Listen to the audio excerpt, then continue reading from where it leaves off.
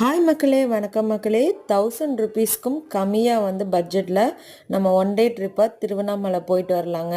So எவ்வளோ amount செலவாகுது என்னன்னு சொல்லிட்டு வீடியோவில் பார்க்கலாம் வாங்க. ஸோ நாங்கள் போயிட்டு வந்தது தான் என்னோடய எக்ஸ்பீரியன்ஸை தாங்க நான் ஷேர் பண்ணியிருக்கேன். ஒன் டே ட்ரிப் இது. திருவண்ணாமலைக்கு தாங்க நம்ம லாஸ்ட் வீக் போயிருந்தோம். ஸோ அதோட ஒரு பர்சனோட செலவு நான் சொல்கிறேங்க. ஒரு நாளைக்கானது. நாங்கள் கோயம்புத்தூர்லேருந்து பீலமேட்லேருந்து சேலம் ஃபஸ்ட்டு போனோம். ஸோ கோவிட்டில் டு சேலம் வரைக்கும் எவ்வளோ அமௌண்ட்டுன்னு சொன்னால் நார்மல் பஸ் சார்ஜ் 145 ருபீஸுங்க. இதுவே நம்ம ஏசி பஸ்ஸில் போனோம் அப்படி 190 ருபீஸ் வருதுங்க. நெக்ஸ்ட்டு பார்த்திங்கன்னா சேலம் டு திருவண்ணாமலை போகணும். ஸோ சேலம்லேருந்து பஸ் மாறி போகணுங்க. அங்கே போனோமே பார்த்திங்க அப்படின்னா அங்கேருந்துமே 145 ருபீஸ் தாங்க சார்ஜ் ஆச்சு.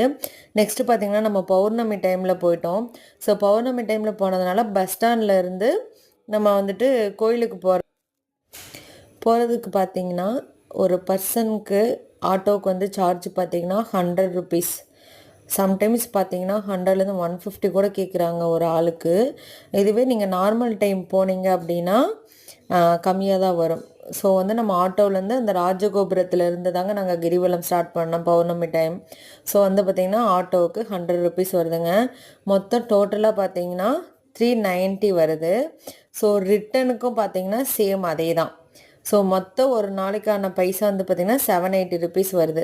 நீங்கள் இதில் கம்மி பண்ண முடியும் அப்படின்னு பார்த்தீங்க அப்படின்னா நார்மல் டேஸில் போனீங்க அப்படின்னா ஆட்டோ சார்ஜ் பார்த்திங்கன்னா 20லேருந்து 30 ருபீஸ் தான் சிங்கிள் பர்சனுக்கு கேட்பாங்களாமாங்க.